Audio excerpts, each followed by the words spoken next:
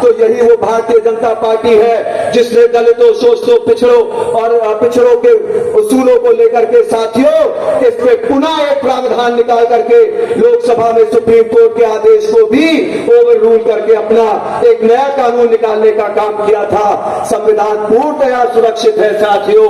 निश्चित रूप से मैं आपको यह भी कहना चाहता हूं कि इसके पूर्व में साथियों हमने ये भी देखने का काम किया था कि हमारा संविधान हमारी देश की सीमाएं के अंदर दो संविधान लागू होता था साथियों।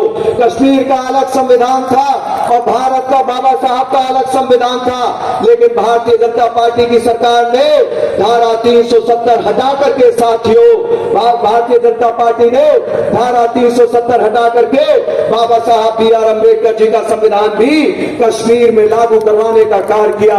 ये विपक्षी दल जो गुमराह करने का प्रयास करते हैं, इनको ये नहीं मालूम कि भारतीय जनता पार्टी बाबा साहब के संविधान का विस्तार करने का काम कर रही है। साथियों आपके बीच में आके आपको गुमराह करते हैं ये वही लोग हैं साथियों जिन्होंने साथियों कई संवैधानिक कानूनों को लेकर के लोकसभा में फाड़ने का काम किया है। हमारे अति पिछड़े वर्ग के अधिकारों को साथियों कुचलने का काम करने का काम किया है साथियों।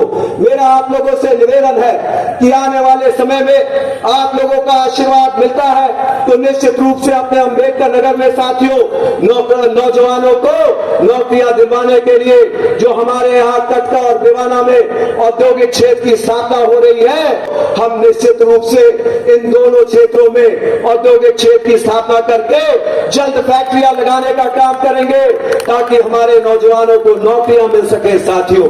इसी के साथ साथ अपने अम्बेडकर नगर में आए दिन एक्सीडेंट होते हैं। अपने अम्बेडकर नगर में एक ट्रॉमा सेंटर की जरूरत है। आपका आशीर्वाद मिला तो साथियों एक ट्रॉमा सेंटर की स्थापना के लिए मेडिकल कॉलेज में पूरी ताकत लगा करके एक ट्रॉमा सेंटर की स्थापना करने का काम किया जाएगा।